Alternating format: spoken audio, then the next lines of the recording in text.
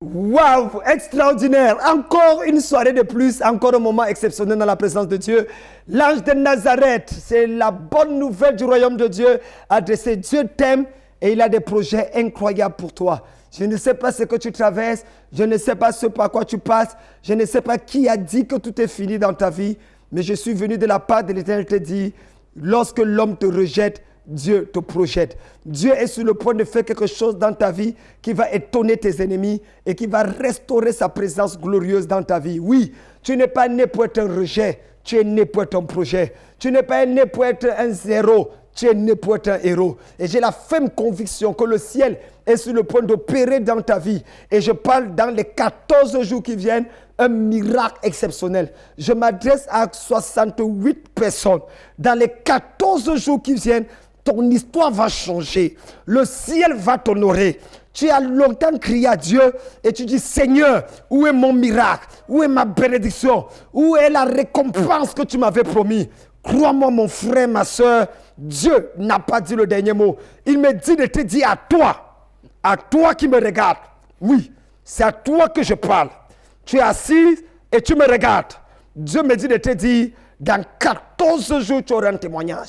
Le ciel est prêt pour toi. La révélation de Dieu sera manifeste et tu comprendras pourquoi il est bon de faire confiance en l'Éternel. Que Dieu te bénisse et nous nous prenons juste derrière cette ponctuation. La mission royale Ange Nazareth Cathédrale de la foi Bonhomme, lieu de révolution spirituelle, de guérison divine et de révélation prophétique basée sur la parole infaillible de Dieu, vous invite cette semaine à son programme hebdomadaire. Mercredi 12h-14h, l'heure de l'exaucement, un moment de combat spirituel de transformation par la prière. Vendredi 12h-14h, culte prophétique de guérisons et de miracles. Et tous les dimanches, 3 services, 7h30, 9h30, culte diplomatique. 10h-12h30, culte d'onction et 17h-19h30, culte de puissance. Avec le docteur Dionodor Kamdem, le prophète à la parole révélée de Dieu. La mission royale Ange de Nazareth, cathédrale de la foi Bonhomme, située à l'espace royal et Riviera, derrière l'église catholique Saint-Joseph, à côté de l'école primaire Le Figuier. Contact.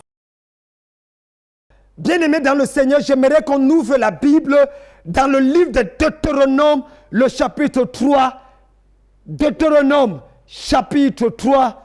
Et nous allons lire le verset 26. Deutéronome 3, verset 26.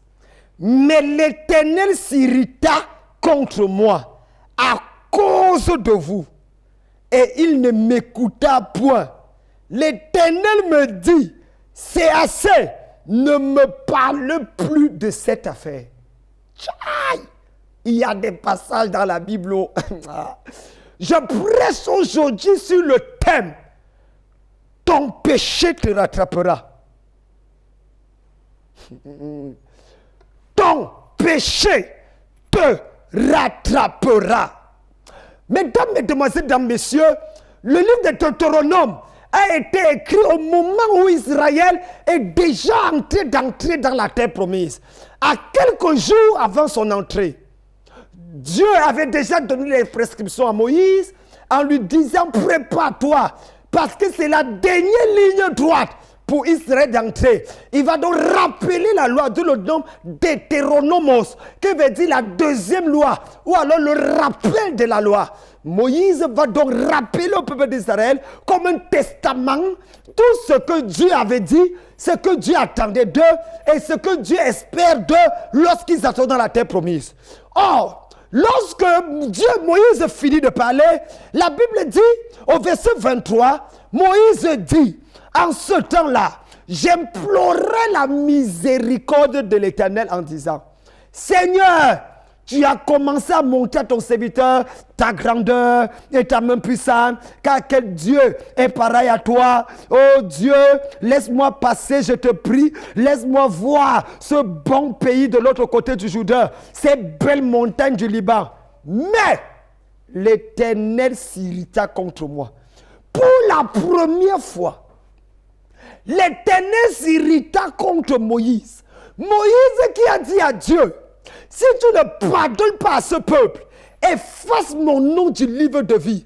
Et Dieu s'est senti contraint de pardonner à un peuple rebelle parce qu'il ne voulait pas perdre Moïse.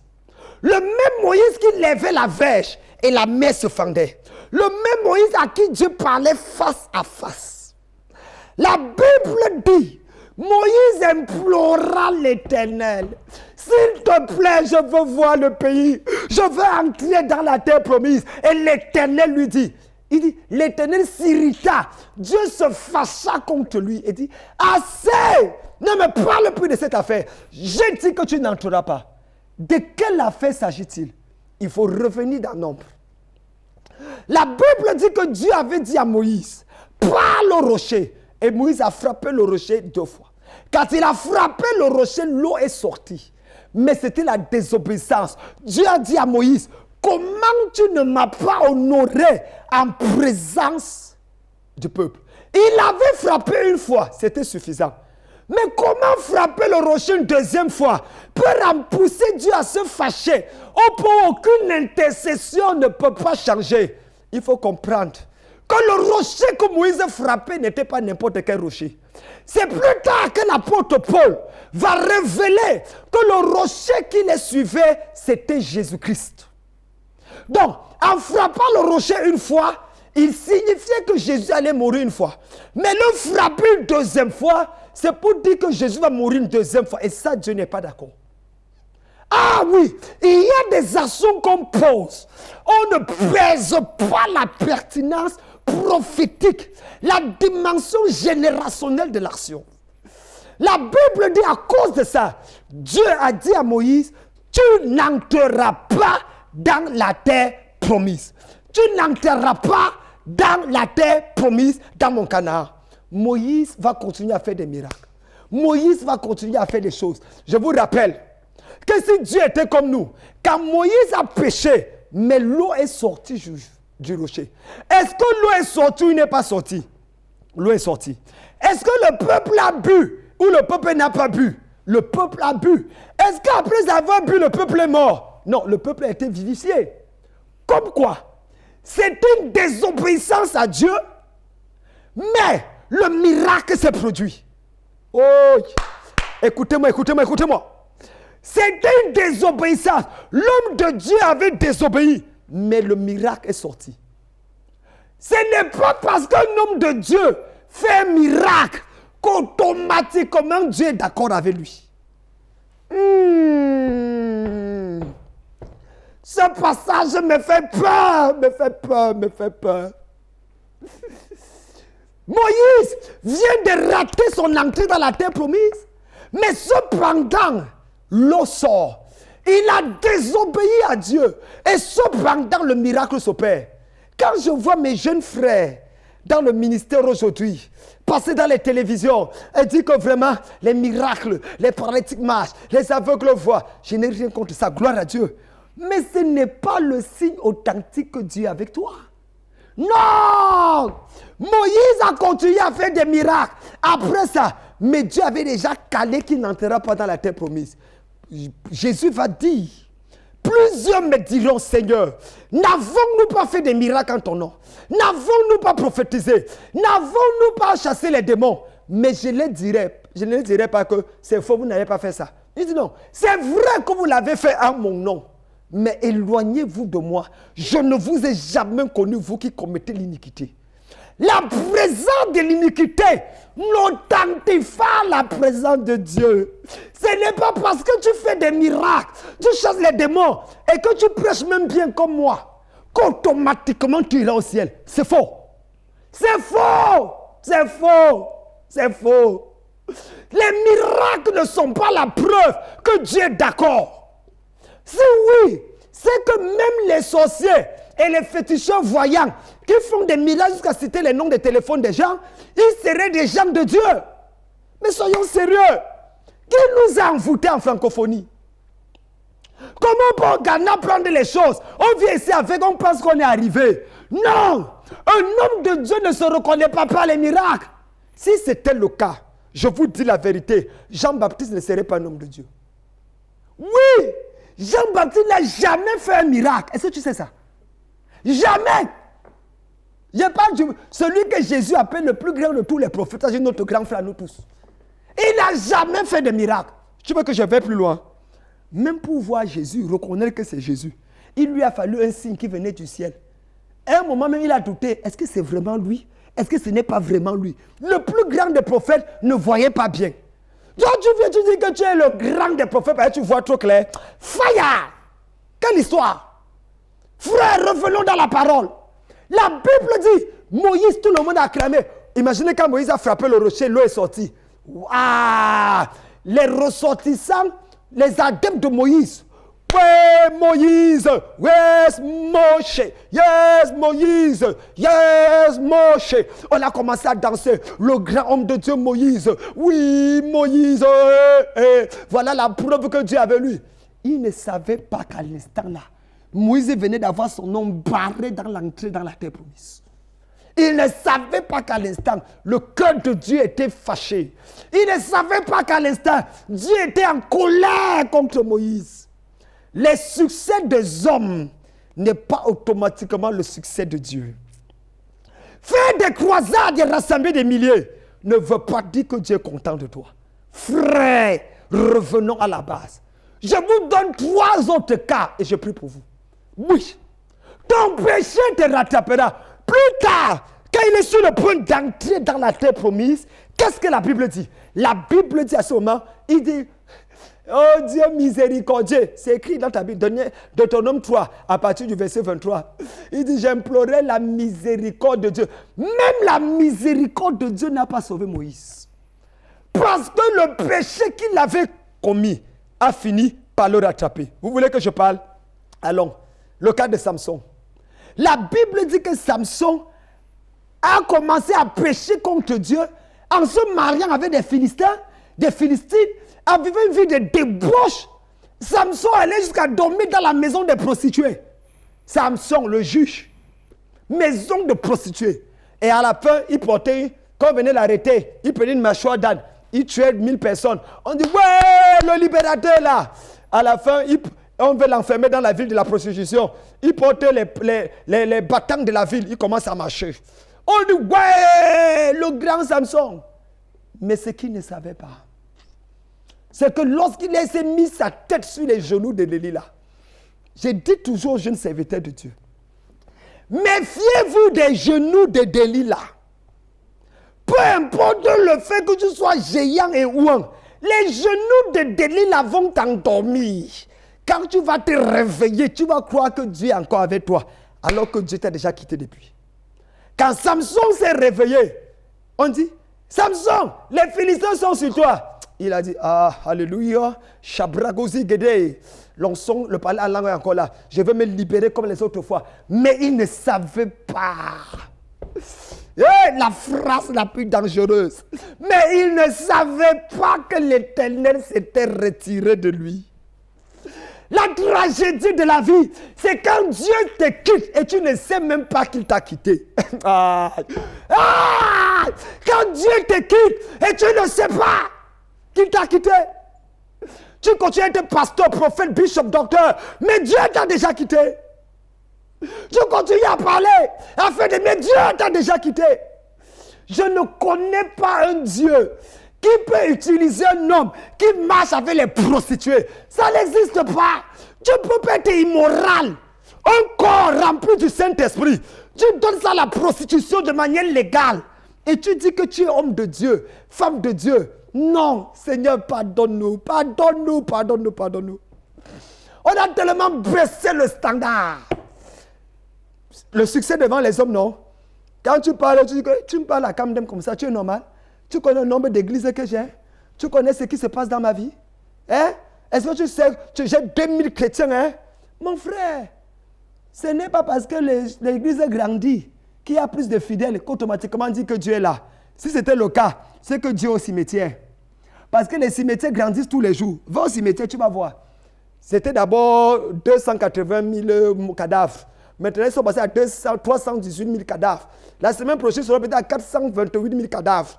Les cadavres, c'est tous les jours. Va à Ivosep, va demander au pasteur Afiam, il va te dire, il est mort tous les jours. Je te dis. Mais est-ce que ça veut dire que Dieu est là? Quand tu as 18 cadavres et ça monte à 200 cadavres, de 200 cadavres, ça revient à 1000 cadavres. C'est toujours les cadavres. On a besoin de la vie. On n'a pas besoin de rassemblement des cadavres. Vous ne me croyez pas? Regardez le cas de Judas. Judas était un voleur. Tout le monde savait qu'il volait, mais personne n'a jamais appelé. Plusieurs fois, Judas disait, même Jésus sait que je vole, il ne m'a pas attrapé. Jésus ne m'a jamais excommunié, vous allez me dire quoi? Mais Judas ne savait pas qu'un jour, son péché allait le rattraper. Oh oui! Qu'un jour, il allait poser l'action de trop. Il volait, Jésus ne disait rien. Frère, ce n'est pas parce que tu manques, Dieu ne dit rien. Tu voles la dîme de Dieu, il ne dit rien. Tu te comportes comme... Tu couches avec cette femme alors que vous n'êtes pas marié. Dieu ne dit rien. Tu continues. Attends! Un jour, ton péché va te rattraper. Frère, le péché n'est l'ami de personne. Je vous dis. Ce n'est l'ami de personne. Sauf si tu te reprends et tu changes. C'est pour ça qu'il dit, si aujourd'hui tu entends ma voix, n'endurcis pas ton cœur. Je vous finis avec Ruben. Je parle de Ruben. La Bible dit que Ruben avait vu une des yoyettes, une des femmes choco de son père. Hey! Ruben a dit que maman, pouf, il a attrapé. Il a couché avec la femme de son père, une des concubines. Jacob n'a rien dit. 1 an, 2 ans, 5 ans. Ruben dit, ah c'est déjà passé. 8 ans, 10 ans, 20 ans plus tard. Jacob appelle ses fils pour les bénir quand il va mourir. Il dit, Ruben viens. Ruben commence à marcher. Il dit, je suis le premier-né, donc j'ai la double portion d'après l'Éternel.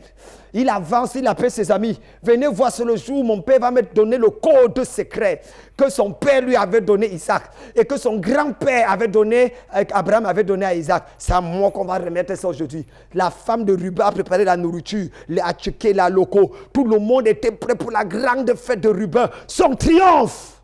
Mais c'est à ce moment précis, quand Ruben arrive, Jacob le regarde et dit, Ruben, tu es mon premier-né, le fils de ma prééminence, mais tu n'auras pas le dessus, car tu as souillé la couche de ton père. Un péché qui a été commis il y a près de 20 ans. C'est maintenant qu'au jour des résultats, Jacob rappelle le péché de Ruben. Et voilà que la tribu de Ruben va souffrir des années et des années jusqu'à Moïse. Quand Moïse va se lever, il va dire, oh, ce ne peut pas être trop souvent. Que Ruben vive. Il va parler de la vie à Ruben.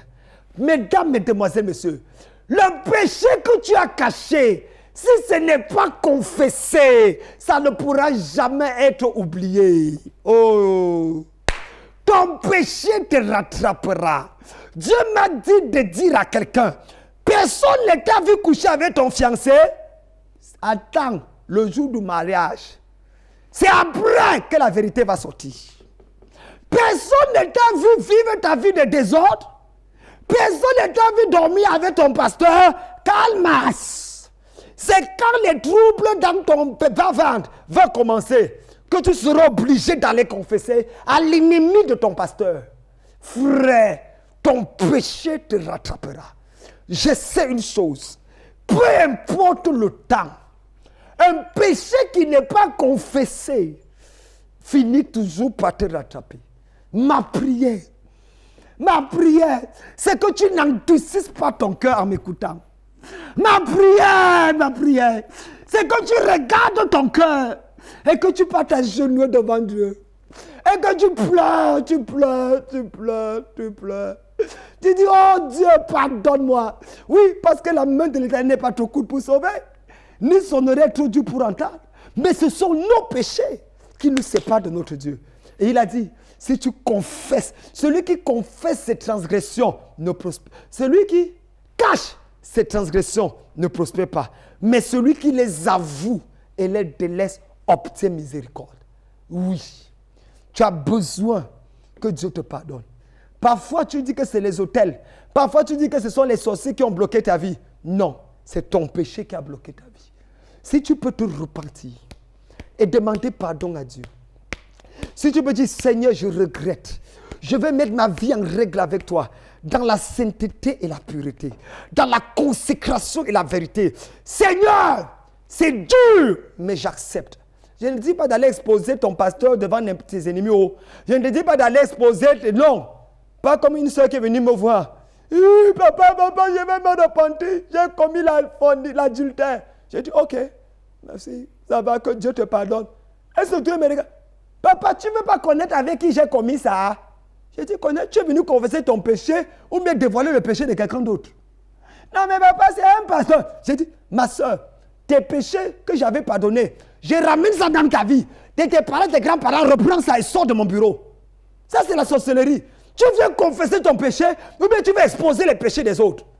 Quand tu vas devant un homme de Dieu pour confesser ton péché, confesse ton péché. Oui. Ne va pas gâter quelqu'un, le nom de quelqu'un. Laisse Dieu traiter avec la personne. La sorcellerie nous veut quoi dans l'église aujourd'hui? Ton péché te rattrapera. Mais je sais que pendant que je parle, tu entends l'Esprit de Dieu battre dans ton cœur. Je sais que pendant que je parle, tu es en train de dire, Seigneur, je refuse d'endurcir mon cœur. Ne laisse pas la personne à côté de toi endurcir ton cœur, non. Tu as une relation avec Dieu. Tu es un enfant de Dieu. Tu es une princesse de Dieu. Il y a des projets de Dieu dans ta vie. Ne laisse personne t'embobiner avec de beaux discours. Va t'agenouiller devant Dieu. Pleure et supplie de te pardonner. Mets fin à ça. Appelle à ce numéro. Je vais prier avec toi. Parce que Dieu me fait voir 123 personnes qui ont besoin d'une restauration dans leur vie. Je ne sais pas dans quel pays, dans quelle ville où tu m'écoutes, mais s'il te plaît, appelle. Mon équipe est prête dans les 48 heures qui viennent pour dégager dans ta vie l'onction de la repentance. Dieu m'a dit, fils, les 123 personnes qui vont appeler pour supplier pour la grâce et la miséricorde, je vais agir en leur vie. Je sais que c'est à toi que je parle. Est-ce que tu peux tendre la main vers l'écran, s'il te plaît? Tends la main vers l'écran. Tends la main vers l'écran. Le succès devant les hommes n'est pas le succès devant Dieu. Pasteur, tends la main, prophète, tends la main vers l'écran. Il y a quelqu'un qui a te dit d'aller chez les marabouts. On t'a donné des produits, des huiles bizarres, dans lesquelles tu dois commencer à voir et attirer les gens dans ton équipe. Tu n'as pas besoin de ça. Tu n'as pas besoin de ça, pasteur. Oh, prophète, tu n'as pas besoin de ça. Arrête ça. Ne vends pas ton âme au diable à cause de quelques 5 000 francs, 10 000 francs et de 1 million de francs CFA. Ne vends pas ton âme. Dieu bénit dans le ministère quand on lui est fidèle. Fais confiance à ton Dieu. Fais confiance en l'Éternel. Il te bénira. Tends la main vers l'écran, je vais prier. Tu es une soeur, tu es un frère, tu es un homme de Dieu, une femme de Dieu, peu importe. Mais je vois la grâce de Dieu te toucher. Cette chose a troublé ton cœur, t'a traumatisé longtemps. Et tu me dis, Seigneur, pardonne-moi. Je reviens à toi, je reviens à toi.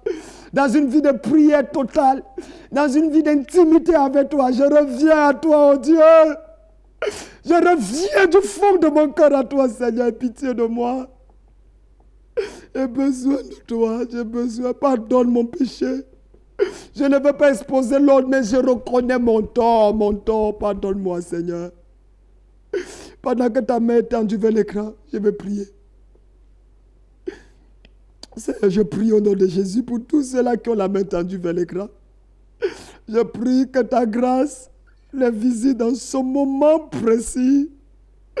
Je prie que là où l'ennemi avait prévu un rendez-vous avec leur péché pour leur faire du mal, je prie que le rendez-vous soit avorté. Que le rendez-vous soit avorté. Que le rendez-vous soit avorté. Seigneur, je prie pour ta grâce. Pardonne, oh Dieu, pardonne. Pardonne et purifie le cœur. Pardonne, je t'en supplie, Seigneur. Et donne une seconde chance. Dans le nom de Jésus-Christ. Amen. La mission royale Ange Nazareth Cathédrale de la foi Bon-Homme, lieu de révolution spirituelle, de guérison divine et de révélation prophétique basée sur la parole infaillible de Dieu, vous invite cette semaine à son programme hebdomadaire. Mercredi 12h-14h, l'heure de l'exaucement, un moment de combat spirituel de transformation par la prière. Vendredi 12h-14h, culte prophétique de guérisons et de miracles. Et tous les dimanches, 3 services, 7h30, 9h30, culte diplomatique, 10h, 12h30, culte d'onction et 17h, 19h30, culte de puissance. Avec avec le docteur Dionodore Kamdem, le prophète à la parole révélée de Dieu. La mission royale Ange de Nazareth, cathédrale de la foi bon humain, située à l'espace royal et Riviera, derrière l'église catholique Saint-Joseph, à côté de l'école primaire Le Figuier. Contact